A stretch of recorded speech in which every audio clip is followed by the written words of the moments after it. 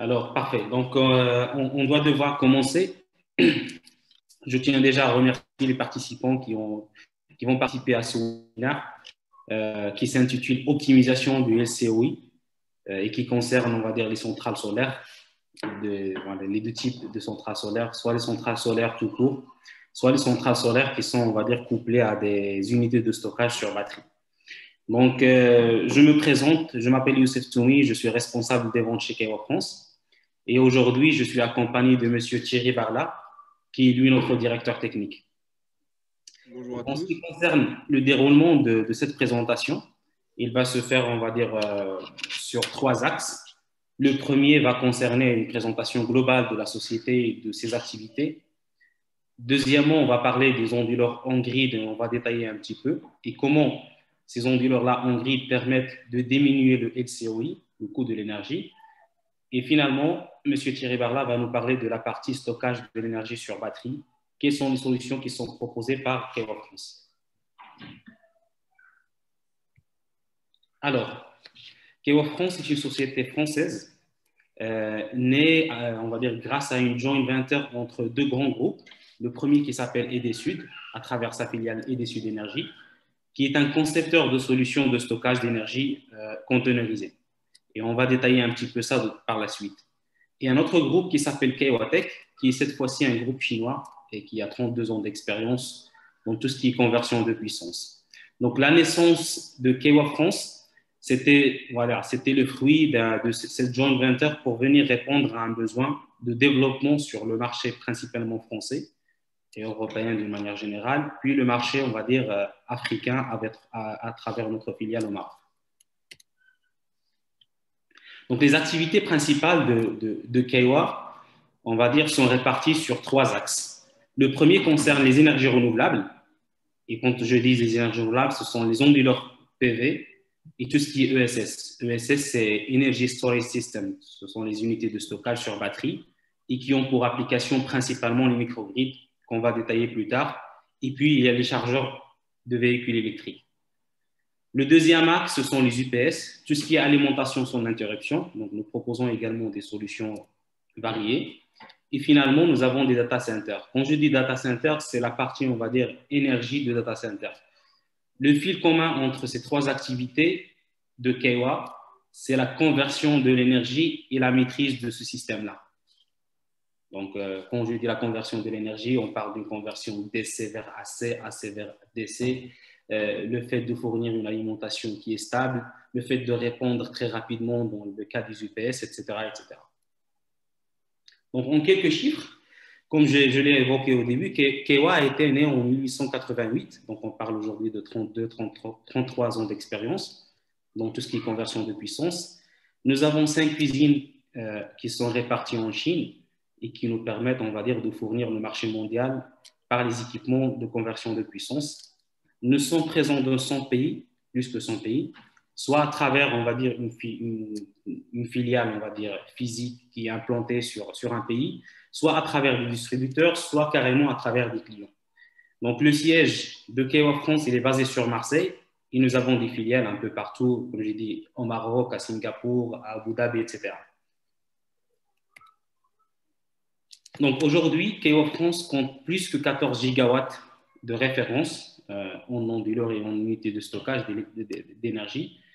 La plupart, bien sûr, ils sont concentrés sur le continent asiatique, vu que c'est, voilà, la Chine reste le pays, on va dire, le plus demandeur et le pays le plus puissant qui installe, on va dire, des centrales solaires.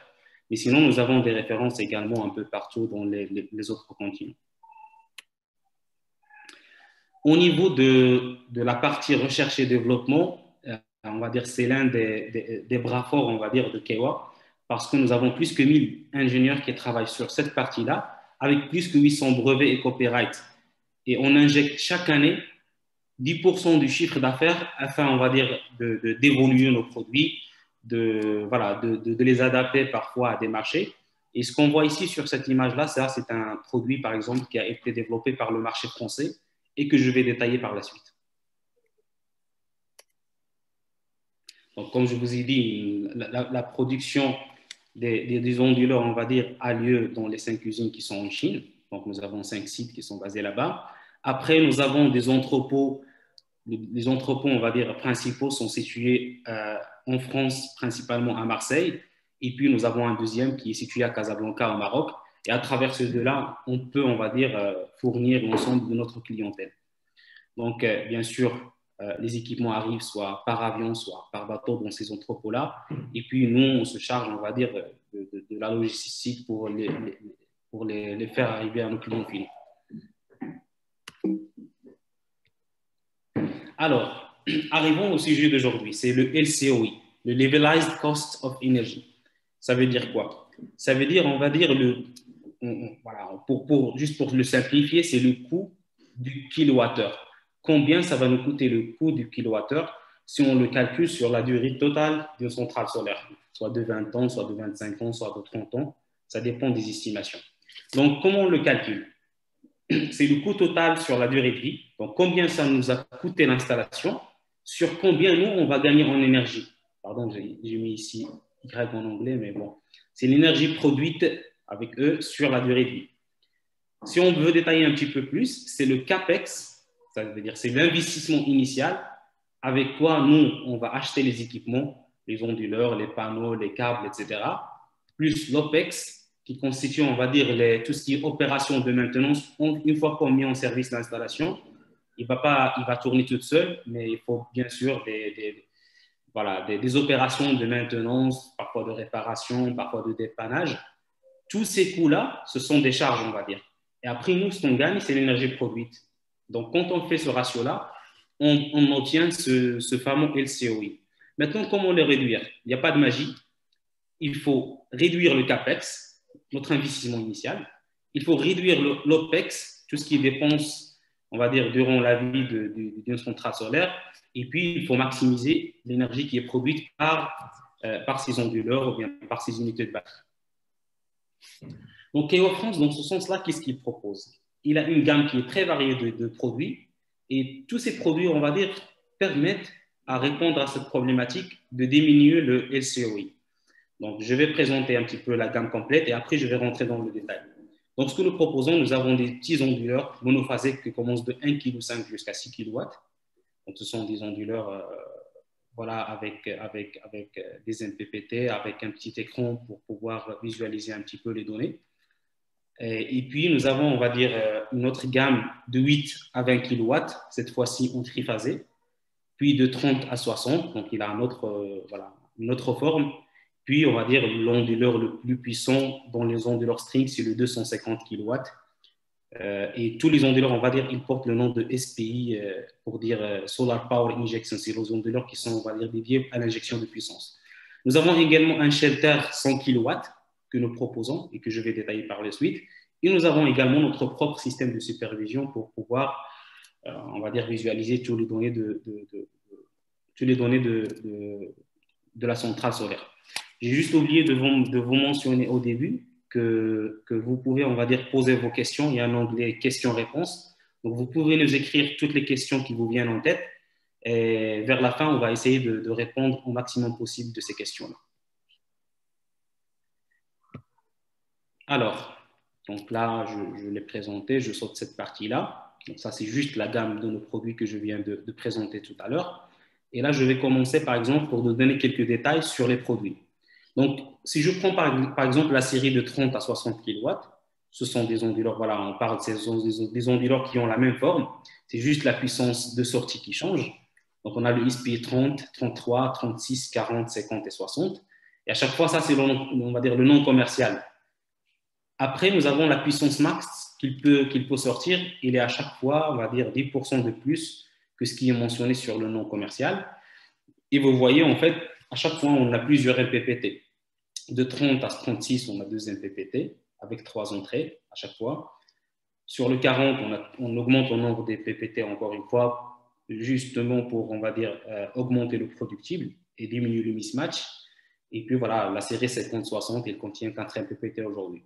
Parmi les éléments, on va dire, que je peux mettre en avant sur cet onduleur-là, c'est que lui, il a un facteur, on va dire, de déclassement, ce qu'on appelle, nous, le dérating, qui commence un petit peu tard par rapport, on va dire, par rapport à ce qui existe aujourd'hui sur le marché.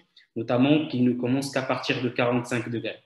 Alors qu'on voit qu'il y a aujourd'hui des onduleurs qui commencent leur dérating à 29 à 30 degrés, ce qui génère directement une perte de production dès qu'il y a une température qui est un peu élevée. Donc la plage de tension MPPT varie entre 300 et 1000 volts. Ça veut dire qu'à 300 volts, l'onduleur il commence déjà à produire. Ça veut dire qu'il commence tôt et il termine son boulot, on va dire, durant la journée tard. Il essaie de maximiser la durée de son fonctionnement durant la journée. Et puis, bien sûr, nous avons toutes les fonctionnalités, la fonction LVRT, qui permet, on va dire, d'adapter l'onduleur pour les raisons les plus, on va dire, vulnérables ou bien qui ne sont pas très stables. Maintenant, arrivons au shelter, que j'ai mentionné au tout début. En fait, comme vous savez, pour le marché français, on va dire, il y a beaucoup de sites en 100 kW. Et du coup, nous, ce que nous avons fait, nous avons conçu un shelter qui répond aux exigences de ce marché. Ce shelter, il contient quoi? Il contient 2 onduleurs SPI 40. Ça veut dire qu'on a une puissance maximale à la sortie des onduleurs de 88 kW AC. Et c'est un onduleur qui est compact. C'est un équipement, on va dire, prêt à poser. On vient sur site, on le pose, on le branche, c'est une solution clé en main. Après, nous avons mis 2 charnières sur chaque onduleur. Comme ça, voilà, pour le branchement ou le paramétrage, on peut le pivoter, il sort vers nous, on fait tout ce qu'on veut comme opération et après, il retourne à sa place. Donc, le shelter, il contient, comme on le voit ici sur le petit diagramme, on voit il y a 2 onduleurs qui sont reliés à un coffret AC qui contient toutes les protections nécessaires. Et après, voilà, il y a le système de monitoring qu'on peut rajouter ou pas selon le besoin. Et après, voilà, il y a les câbles AC qui vont aller vers le réseau. Ce shelter-là, on l'a fait valider par la PAV pour, on va dire, pour quand on le commercialise, quand on l'installe, on le considère comme un seul onduleur de 100 kW. Ça veut dire que le bureau d'études, on va dire, le jour J, on va dire, de la mise en service, il ne va pas vous poser la question sur le contenu, on va dire, du shelter, qu'est-ce qu'il contient, est-ce qu'il est conforme ou pas conforme. Le travail, il est déjà fait en amont et voilà, ça facilite un petit peu le travail lors de la mise en service de l'installation et sa connexion au réseau. Maintenant, j'arrive à notre plus puissant onduleur dans la gamme d'onduleurs string, parce que nous avons aussi une autre gamme d'onduleurs centraux que M. Barla va mentionner. Donc, l'onduleur le plus puissant, c'est le 250. C'est un onduleur string, comme je l'ai dit, très fiable. Il est bien pensé pour faire une intelligence, on va dire, une maintenance intelligente. C'est un onduleur également, c'est écrit, on va dire, support grid. Ça veut dire même pour les réseaux qui sont un petit peu pourris, il arrive à adapter, on va dire, son fonctionnement par rapport à ça. Et ça, ce sont des choses qu'on va voir dans le détail. Alors, donc ça, c'est en quelque sorte un synoptique d'une centrale solaire. Donc ça, voilà. Il y a les panneaux, il y a les ESS, le stockage ou pas. On a l'onduleur, puis le transformateur, puis on injecte directement dans le réseau. Donc, quand on parle du CAPEX, c'est-à-dire l'investissement initial, il ne faut pas venir voir que le coût de l'onduleur, combien ça coûte l'onduleur dans la solution. Il faut voir combien va diminuer le coût d'un onduleur, on va dire, intelligent, qui a plusieurs fonctionnalités, combien il va diminuer les autres coûts, notamment les coûts des BOS, balance of system, tout ce qui est câble, comment lui, on va dire, il va agir sur les autres organes de la centrale solaire pour pouvoir, on va dire, diminuer le coût global de la centrale. Donc, commençons par les panneaux solaires. Sur les panneaux solaires, c'est un onduleur qui est adapté aux panneaux bifaciaux. Donc, aujourd'hui, comme vous le connaissez, les panneaux bifaciaux commencent à devenir un petit peu le standard. Tout le monde, on va dire, cherche à produire le maximum d'énergie en utilisant un minimum de surface. Et les panneaux bifaciaux, répondent à cette exigence-là. Et du coup, c'est quoi le critère qui permet à l'onduleur d'accepter et de bien fonctionner avec ce genre de panneau? C'est qu'il accepte, on va dire, un courant maximal de 15 ampères, qui est plus élevé, on va dire, que la normale. On peut mettre sur chaque chaîne, sachant que l'onduleur, voilà, on va arriver tout à l'heure, il contient 12 MPPT. et 24 entrées. Donc, sur chaque entrée, on peut mettre jusqu'à 15 ampères.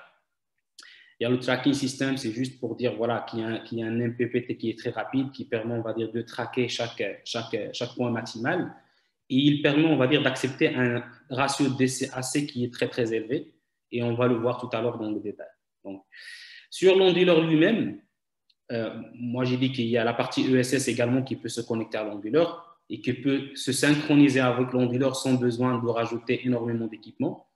Puis, il y a l'onduleur lui-même qui contient 24 entrées. Il a un rendement qui est de 99%, un rendement qui est excellent. Et il contient, on va dire, la fonctionnalité anti-PID, soit on va dire, l'anti-PID, soit durant la journée ou bien durant la nuit. Et puis, voilà, il peut se connecter facilement aux réseaux qui sont pourris sans aucun problème, en le paramétrant, bien entendu. On a la box de communication. Cette box, elle contient quoi? Elle contient un certain nombre d'équipements, comme le PLC, qui permet, on va dire, c'est le Power Line Communication, qui permet, on va dire, de faire communiquer l'onduleur avec le data logger sans avoir besoin d'un extra de câble, de plus de câbles. Et puis, sur la partie ONM, on parle de la fonctionnalité IV Curve Scan, que je vais détailler par la suite. Fault Diagnosis, donc il permet de faire un diagnostic des fautes. Et puis, il y a un monitoring qui est intelligent, qui permet de donner tous les détails. Alors, donc, le 250, pourquoi on est arrivé jusqu'à cette puissance-là? Parce que, comme vous le savez, si on augmente la puissance, on va utiliser moins d'onduleurs et du coup, le coût, on va dire, l'économie d'échelle va faire en sorte que le coût au niveau, on va dire, le coût global de l'installation va diminuer. Ici, on va utiliser bien sûr moins de câbles parce qu'on a moins d'onduleurs et une estimation globale, par exemple, en utilisant un onduleur de 100 kW, l'estimation globale, c'est qu'on va pouvoir, on va dire, économiser sur les BOS, sur tout ce qui est câbles et éléments de protection, jusqu'à 220 $. Mais voilà, ça reste juste un nombre indicatif qu'il faut voir cas par cas pour chaque centrale. On peut utiliser également, pour augmenter le ratio DC-AC, on peut utiliser des connecteurs Y sur chaque entrée. Là, il y a des exemples en fait. Si on utilise des modules de 400 watts, on peut faire augmenter le ratio DC-AC jusqu'à 1,5. Et puis voilà, si on utilise des modules de plus grande puissance, par exemple le 540, on a fait la simulation, on peut arriver jusqu'à 1,38. Ce qui n'est pas négligeable parce qu'aujourd'hui, voilà, dans un souci d'optimiser le design, on cherche un ratio DC-AC qui est élevé. Et la seule solution pour l'atteindre, c'est de multiplier, on va dire, le nombre d'entrées. Et pour le faire, il n'y a pas mieux que d'utiliser des connecteurs Y.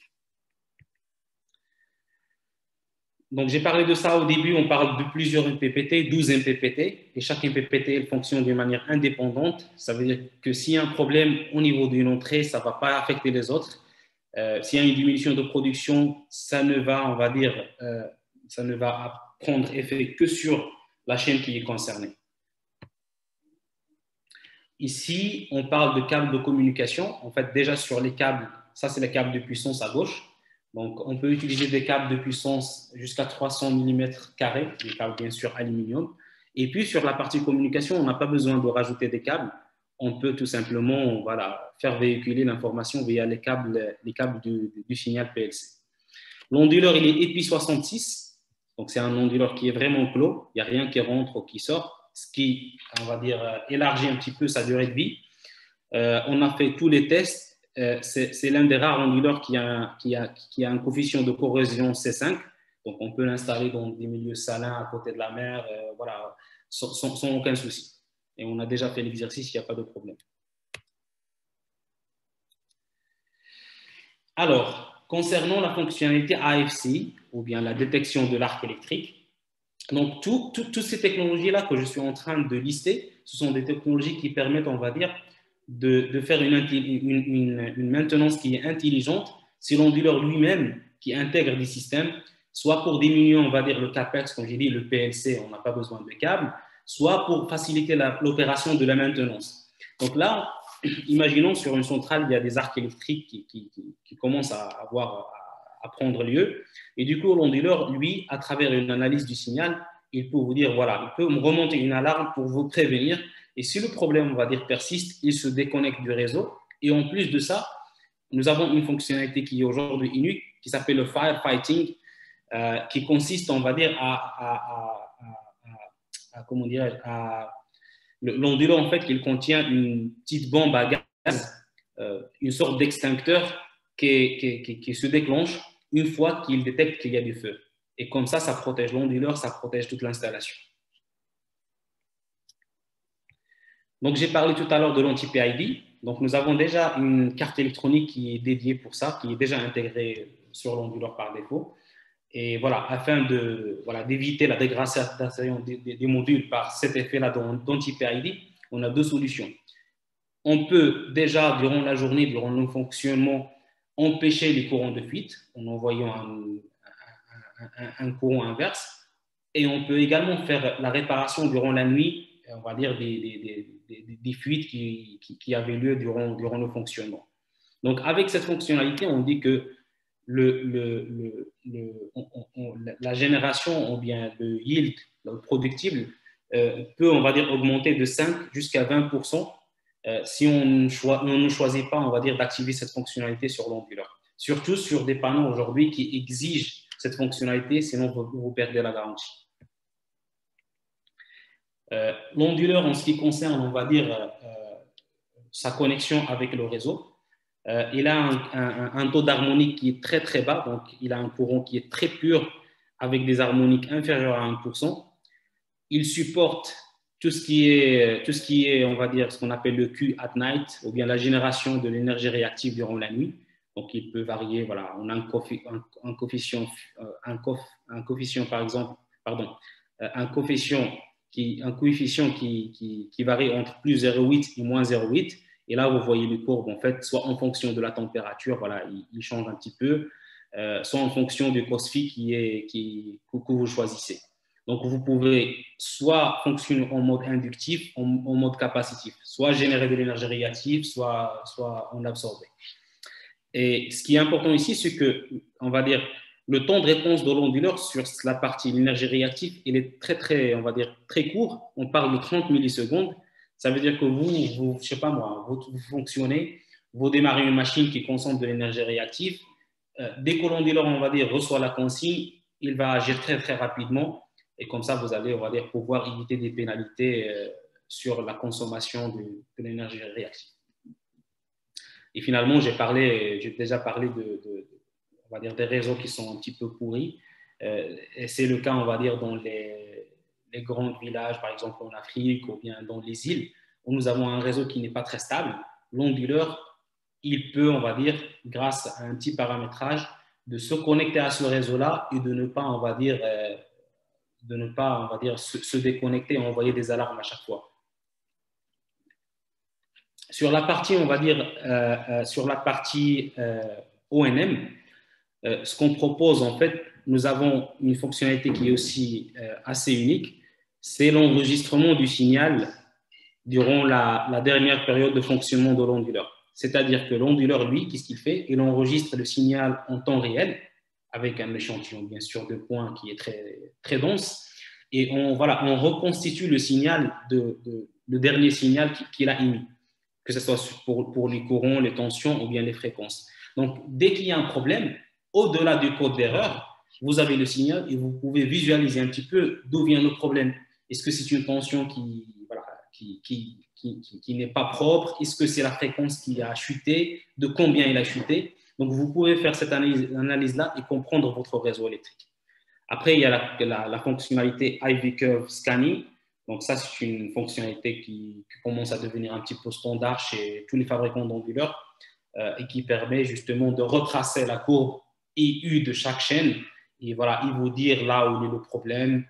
Cette chaîne-là, par exemple, sa courbe est déformée, le problème, c'est ça. Donc, ça vous permet de sortir un rapport qui va vous aider sur vos opérations de maintenance. Donc, sur ma partie, je termine avec ce slide-là. qui parle un petit peu du système de supervision. Sachez bien que nous, sur l'ensemble de nos onduleurs, nous avons un protocole standard ouvert, qui est le Modbus, et qu'on peut partager avec l'ensemble de nos clients. Et comme ça, s'il y a un appareil qui communique grâce à ce protocole-là, il peut se connecter avec l'onduleur sans aucun problème. On parle de SolarLog, on parle de WebDIN, on parle de Media Control. Tous ces appareils-là peuvent se connecter à nos onduleurs sans aucun problème. Au-delà de ça, nous avons notre propre système qui consiste pour les onduleurs, on va dire de 1 kg jusqu'à 60, d'insérer juste une clé Wi-Fi. Et après, voilà, en la connectant et en faisant un petit paramétrage, vous allez avoir accès à notre système de supervision qui s'appelle Waze Solar Plus. Donc voilà, je laisse la main à Monsieur Barla pour qu'il nous parle un petit peu des solutions de stockage d'énergie.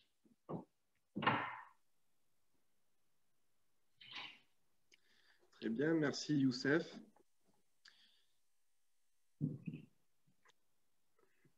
Rebonjour à tous. Donc, je vais partager mon écran.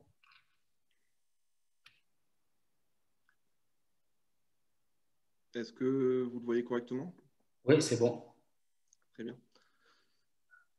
Alors, Youssef vous a présenté nos solutions, notamment pour les onduleurs string.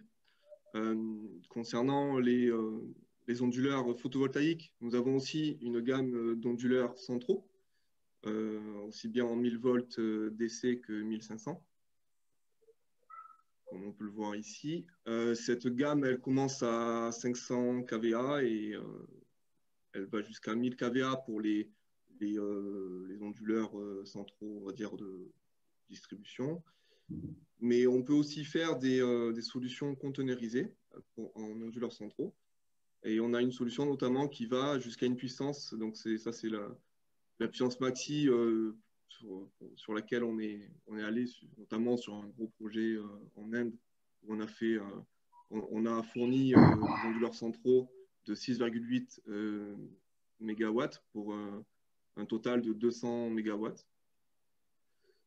Et toujours en solution conteneurisée, on propose aussi des solutions clés en main qui peuvent intégrer des transformateurs et aussi des cellules de protection HTA.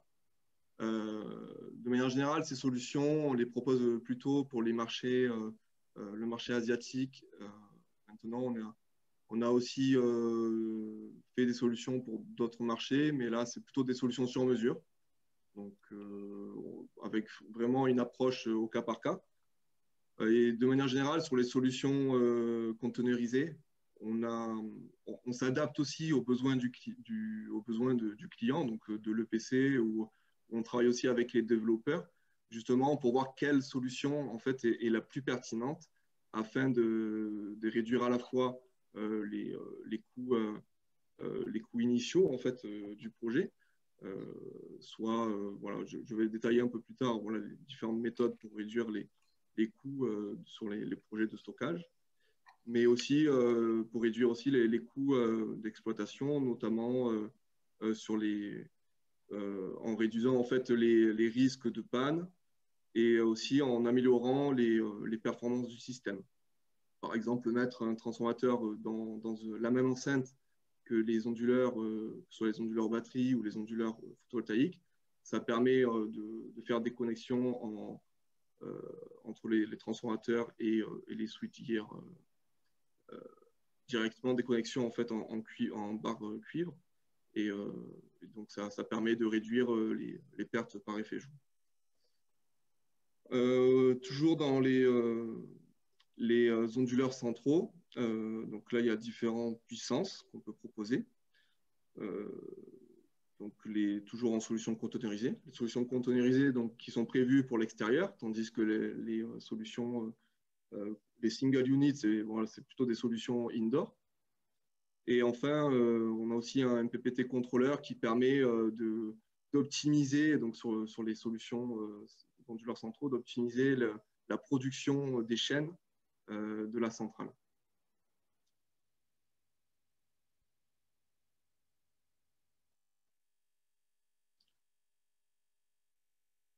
Concernant nos solutions de stockage, on commence en termes de puissance sur un produit qui est destiné pour le marché domestique. Donc, c'est le SPH qui se décline en deux puissances,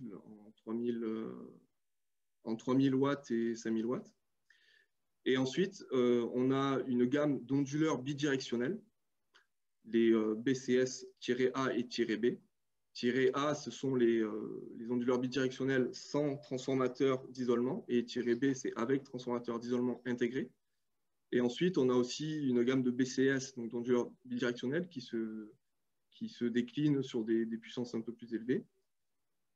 Et donc, comme pour les onduleurs centraux, on propose, afin de réduire les différents coûts et d'optimiser les performances, on propose des solutions conteneurisées dans lesquelles on peut à la fois inclure les onduleurs bidirectionnels, mais aussi les batteries. En termes de convertisseurs de puissance pour le stockage, notamment sur les grandes puissances, on a soit donc la solution en onduleur bidirectionnel, mais on a aussi une solution SPT. Donc c'est la gamme SPT, c'est un convertisseur DC-DC qui a différents avantages dont je vais parler tout à l'heure. Alors pourquoi faire du stockage d'énergie? Donc le stockage d'énergie, il y a plusieurs raisons en fait, de faire du stockage, notamment une des raisons qui existent, c'est pour les solutions microgrid ou les sites isolés. Ensuite, on a aussi des solutions de stockage pour de la régulation de fréquence ou de tension. Donc là, on est plutôt sur des solutions de service réseau. Et pour chacune de ces solutions, on a des produits vraiment dédiés. Et on a vraiment une approche en fait, au cas par cas, une approche projet. Et on conçoit en fait avec le PC ou avec le développeur vraiment la meilleure solution à chaque fois pour chaque typologie de projet, la solution la plus optimisée en termes de coûts et en termes d'exploitation aussi. Et donc les solutions, on peut soit les raccorder en basse tension ou en haute tension. Sachant que, comme je l'ai indiqué tout à l'heure, on propose aussi des solutions conteneurisées qui intègrent les transformateurs et les cellules HTA. Alors, nos solutions.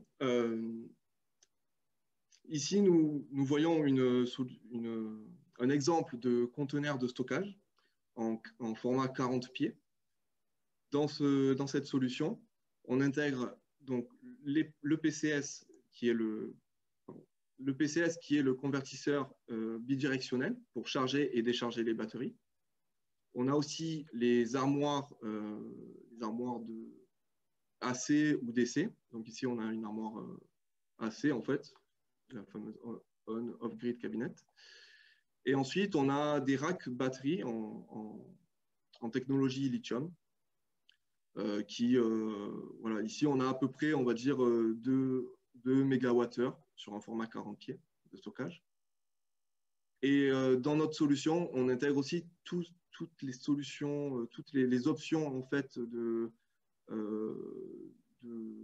sécurité, à la fois sécurité incendie, en fait, on intègre une solution qui permet d'étouffer les départs de feu avec un gaz inerte, un peu comme la solution dans le SPI 250K. Et ensuite, on intègre aussi les systèmes de régulation de température avec des climatisations bidirectionnelles. Et on peut aussi ajouter des options de contrôle des accès.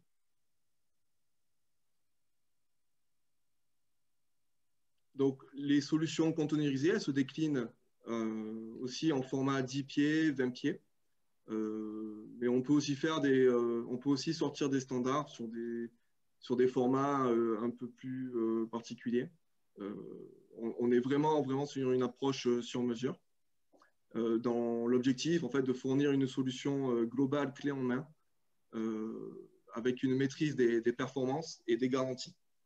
Alors, maîtrise des performances et des garanties, parce que le fait de proposer une solution conteneurisée qui intègre tous les équipements ça permet pour pour nos clients d'avoir une garantie en fait de l'intégrité de la solution, puisque nos solutions, elles sont testées avant de partir des usines. Et on peut faire aussi des tests de performance lors des FAT. Et ça permet en fait d'être sûr que le système fonctionne selon les cahiers des charges qui sont définis avec les clients. Et on teste aussi tous les dispositifs de sécurité, les dispositifs de régulation, on teste aussi l'EMS. On peut aussi faire des tests en simulant des groupes électrogènes en cas de couplage avec des groupes électrogènes ou en couplant aussi on peut aussi simuler des tests avec des centrales photovoltaïques qu'on couple en fait lors des FAT. Parce que sur nos usines, on a un banc de test assez conséquent qui permet de tester tous les cas de figure et tel qu'en fait le produit va être installé ensuite sur le terrain.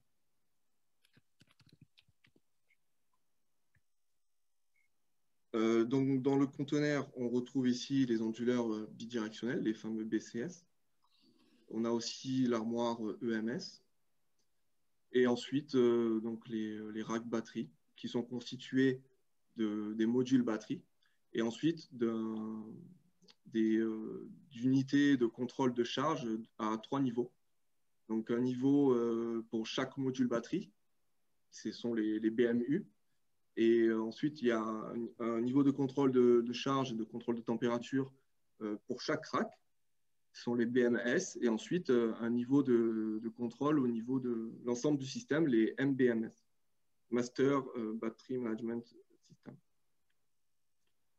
En termes d'architecture, on peut proposer donc différentes architectures selon les cas de figure. En fait, on voit que selon les cas de figure, il est préférable, par exemple, d'avoir une architecture en AC coupling qui permet d'optimiser l'énergie en fait, qui est produite par les panneaux solaires, puisqu'elle est consommée directement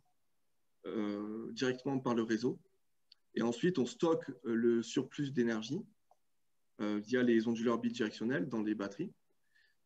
Donc, cette architecture en AC coupling permet vraiment de faire en sorte de consommer directement l'énergie photovoltaïque. Et donc, on ne charge pas, en fait, on ne passe pas par une charge de l'énergie directe. On vient charger les batteries uniquement avec le surplus. Donc, ça, c'est notre gamme de BCS. Alors, tiré A, c'est avec transformateur intégré, qui commence à 100 kVA et qui va jusqu'à 500 kVA. Et tiré B avec sans transformateur intégré, de 250 à 630 kVA.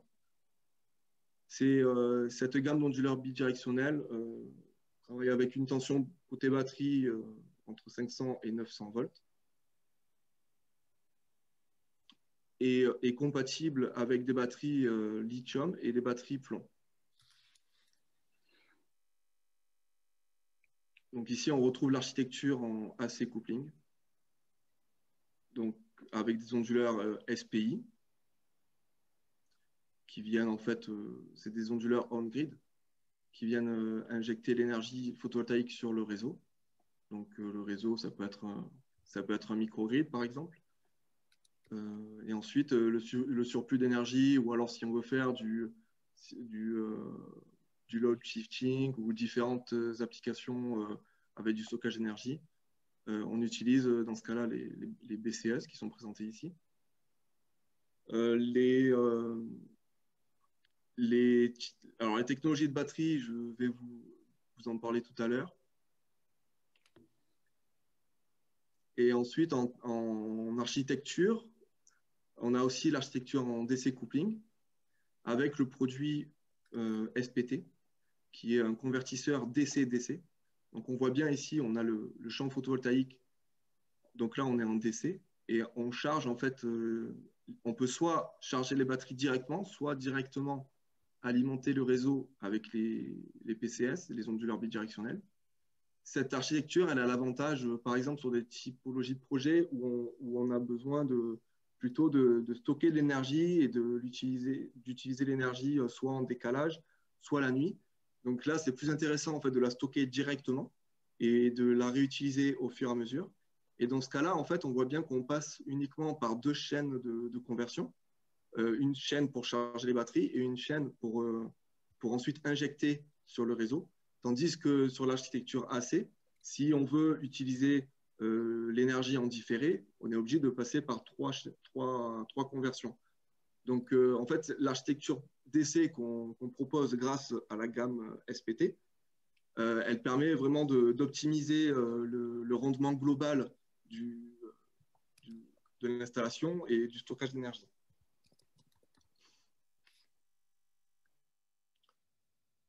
Ici, c'est le convertisseur DC-DC, SPT. Donc, on retrouve la même architecture.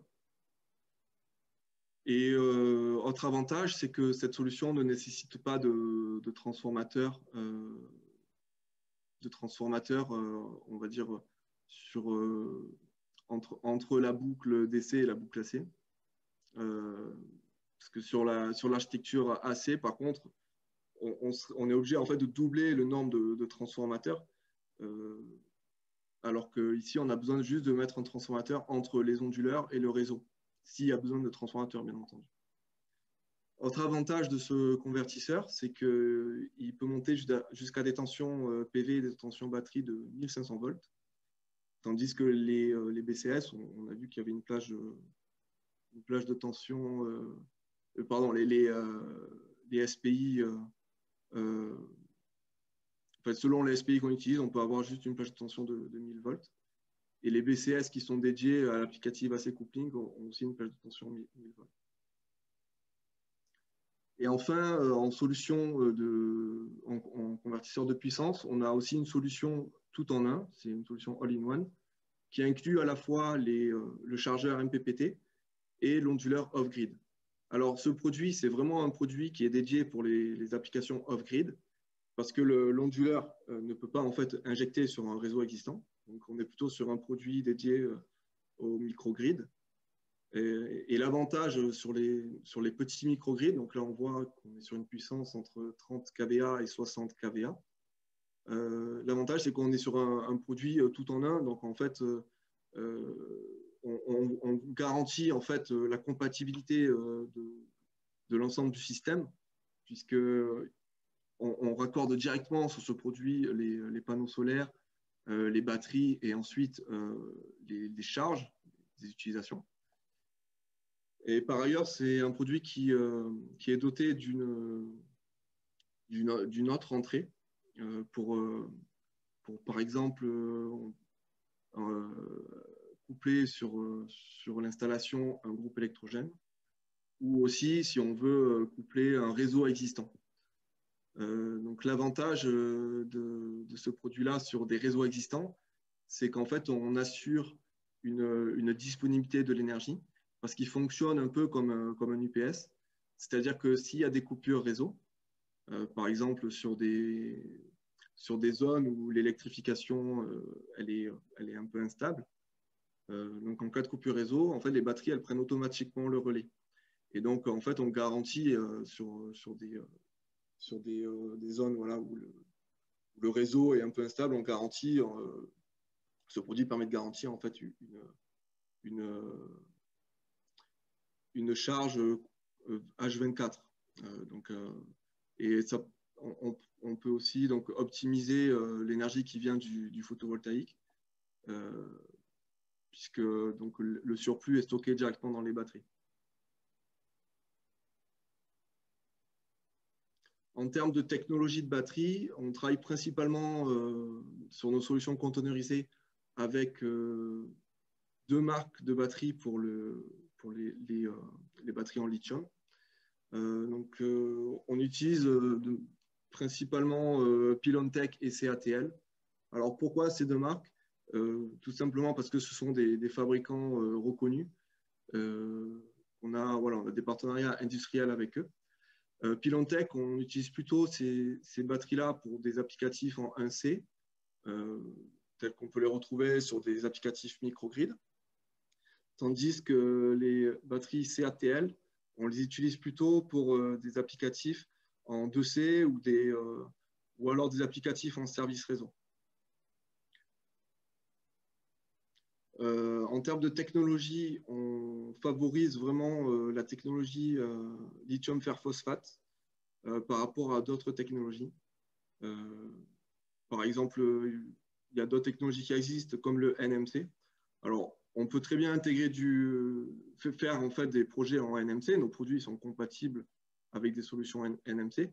Mais par contre, sur les solutions conteneurisées qu'on propose, nous, on favorise vraiment le LFP. Pour deux raisons. La première, c'est en termes de performance. Le LFP a un meilleur cycle de vie, un plus grand nombre de cycles de vie. Elle a aussi un coût plus intéressant en termes de kilowattheure utile.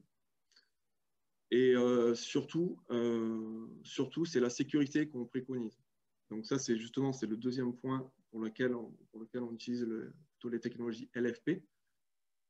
C'est que, en fait, les technologies LFP, en cas de défaut sur une batterie, les chances d'avoir un départ d'incendie sont vraiment maîtrisées.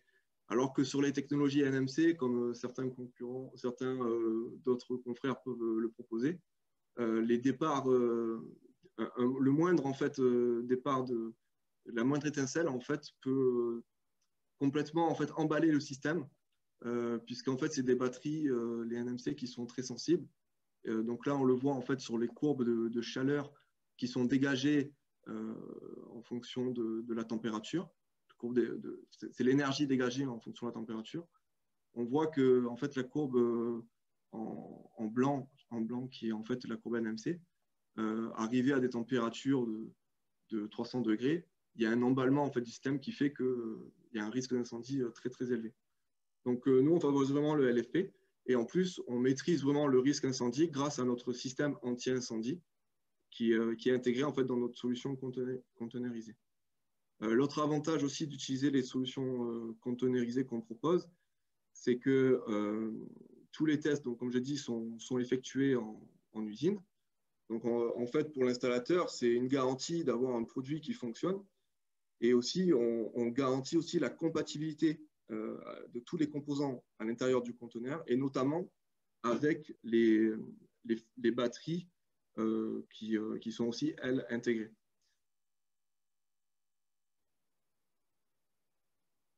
Autre solution de batterie, ce sont les batteries plomb, qui sont toujours très intéressantes, hein, même si de plus en plus on voit de projets avec des batteries lithium. Les batteries plomb, notamment les OPZV, sont très intéressantes.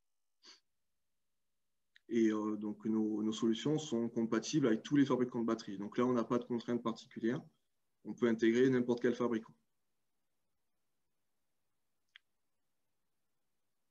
Bien entendu, toutes les solutions qu'on propose peuvent être dotées d'un système de gestion à distance. On a nos propres solutions de monitoring, de remote monitoring et de remote control. Mais on peut aussi travailler avec d'autres fabricants. Donc, on a l'habitude de développer des compatibilités avec d'autres fabricants reconnus. Et ensuite, nos solutions, donc, on est vraiment présent. En fait, les services qu'on propose, c'est vraiment depuis le design. En fait, on travaille vraiment avec les clients pour proposer la meilleure solution, et ensuite jusqu'au service après-vente, avec une hotline 7 jours sur 7. Pour les produits de distribution comme les onduleurs string, en cas de défaut sur un matériel, tout d'abord, on va identifier la panne. En fait à distance avec l'installateur. Et si le défaut vient de la machine et qu'on n'arrive pas à le résoudre à distance, à ce moment-là, on fait un remplacement de la machine. Maintenant, pour les solutions conteneurisées, tout d'abord, on met à disposition un stock de pièces détachées lors de la livraison, qui permet en fait d'assurer une maintenance assez rapide de l'installation. On propose aussi des formations sur les produits, des formations qui peuvent se faire soit dans nos usines, soit sur les sites d'installation. Et on propose aussi des solutions de mise en service, des installations et des solutions conteneurisées qu'on propose. Donc ici, on voit des exemples de solutions conteneurisées. Sur cette installation, on avait préconisé d'utiliser une ombrière pour réduire les pertes, plutôt la consommation des climatisations. Donc en fait, là, l'ombrière permet vraiment d'optimiser le LCOE parce qu'en fait, on consomme beaucoup moins d'énergie avec les climatisations. Et en plus, c'est une ombrière qui est photovoltaïque. Donc en plus, on augmente l'énergie qu'on produit. Et ici, on voit d'autres installations, notamment le 200 MW dont j'ai parlé tout à l'heure.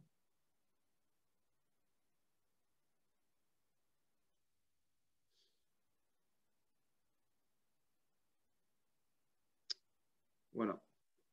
Donc, voilà pour la partie système de stockage d'énergie. Parfait. Merci Thierry. En fait, on a fait le tour un petit peu de notre présentation. Maintenant vient la partie questions-réponses. On a déjà commencé à répondre à quelques questions par écrit. Et du coup, on va prendre 10-15 minutes maximum pour répondre, on va dire, aux questions. Donc là, Thierry, j'ai une question pour toi. Est-ce que les options Grid Forming et Black Start sont disponibles sur les convertisseurs Keiwa, notamment sur les PCS?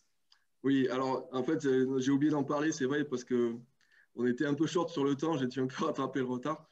Mais bien sûr, alors les BCS sont en fait, ils peuvent être à la fois grid forming et grid following. Donc, de base, en fait, dans le produit de base, il y a à la fois grid forming et grid following. C'est-à-dire qu'il peut à la fois générer le réseau ou se coupler sur un réseau existant. Et concernant le Black Start, les BCS sont en effet compatibles avec un démarrage en fait en cas de blackout. Bon, à ce moment-là, il y a quand même des précautions à prendre, notamment sur le MS. En fait, il faut que le MS lui-même soit équipé d'un UPS pour qu'il soit alimenté. Et l'UPS doit aussi alimenter les BMS des batteries pour que toute la chaîne en fait, de contrôle de l'installation soit alimentée avant de pouvoir redémarrer l'installation. Mais ça, c'est simplement des précautions à prendre. Il faut aussi prévoir en fait, dans l'EMS la séquence en fait, de démarrage en cas de blackout pour démarrer les bons appareils au bon moment et coupler sur le réseau au bon moment. Parfait. Une autre question toujours sur la partie stockage. Les onduleurs SPO, quelle est leur différence par rapport aux onduleurs bidirectionnels? C'est quoi la différence entre les deux? Je pense que tu as déjà parlé de ça, mais... Alors, oui. Donc, je vais repartager.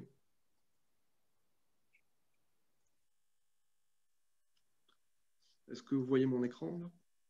Oui. Ok.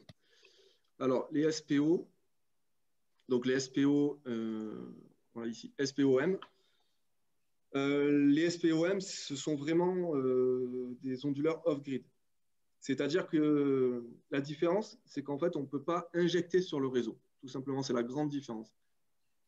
Et aussi, l'autre différence, c'est en fait, ce sont les puissances sur lesquelles, en fait, les puissances qu'on propose. Les SPOM, on les propose sur des puissances plutôt des moyennes puissances, des installations entre 30 kVA et 60 kVA. Alors que les BCS, on les propose à partir de 100 kVA et on peut aller en plus, on peut les coupler en parallèle.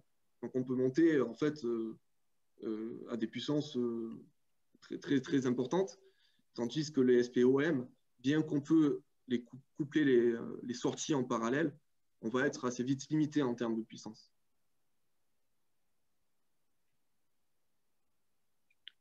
Parfait.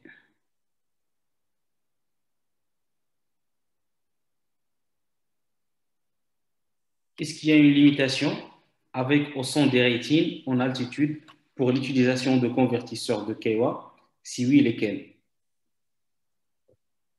Avant des ratings et ensuite avant des connexions. En fait, sur la partie onduleur que j'ai présentée, c'est-à-dire les onduleurs en grid de 1,5 kg jusqu'à 250 kg, je pense que l'altitude max, c'est avant des ratings, en fait, c'est de 4 km, 4000 mètres à confirmer sur la datasheet. Et après, bien sûr, le dérating va commencer d'une manière, on va dire, linéaire au fur et à mesure de l'altitude. Je ne sais pas si tu as une idée, toi, Thierry, sur les solutions conteneurisées. Sur les solutions conteneurisées. En stockage, je parle du stockage, bien sûr. Oui. Alors, des limitations. En altitude. Oui, ça dépend vraiment des produits, mais là, c'est vraiment cas par cas. Je n'ai pas de réponse à apporter générale, en fait. D'accord. Parce que, par exemple, voilà, les BCS peuvent, voilà, ils peuvent fonctionner sans derating jusqu'à 1000 mètres, il me semble. Maintenant, pour les SPOM, je crois que c'est pas tout à fait la. Bon, j'ai pas la valeur sous les yeux, mais sur la datasheet. Donc, on va partager ça avec vous pour que vous puissiez voir un petit peu le niveau de dérating. Et moi, ce que j'ai mentionné, en fait, par rapport à ça, c'est par rapport à l'onduleur 60, de 60 kW, le SPI 60. Lui, en fait, il a un dérating qui commence à 45 degrés, toute la gamme de 30 à 60. Et du coup, voilà, si vous faites une simulation via PV6, vous prenez un autre onduleur, même de même puissance, et que vous faites la simulation, vous allez voir que vous allez avoir plus de productibles juste grâce à cette non-limitation à un degré, on va dire, de température qui est assez bas.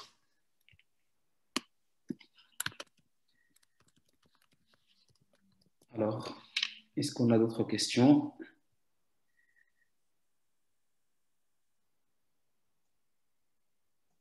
Est-ce que vous commercialisez les onduleurs en 1500 volts?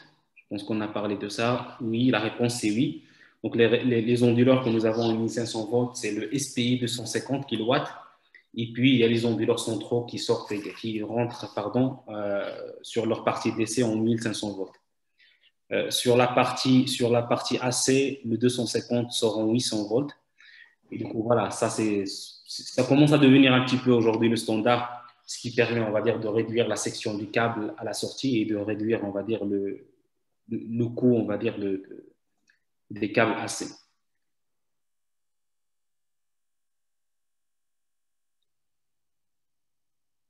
Quelles sont les géographies couvertes par Keiwa dans le cadre d'un contrat ONM longue durée, couvrant les convertisseurs électriques, les onduleurs, les BCS et les postes de transformation, s'il vous plaît?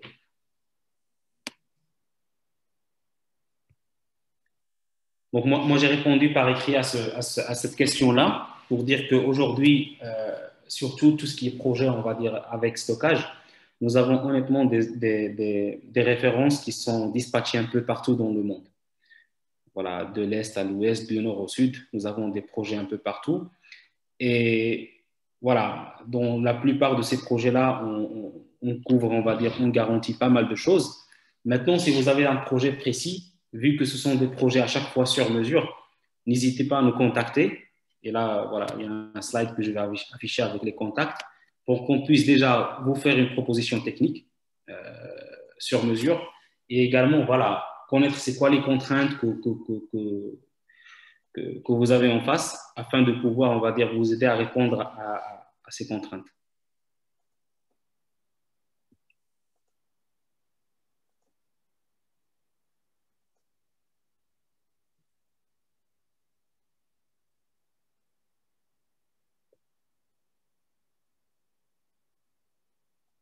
Alors, il y a une question et je pense qu'on va terminer avec cette question-là. En présence d'éoliennes, en site isolé chez un particulier, est-ce que c'est possible de les connecter?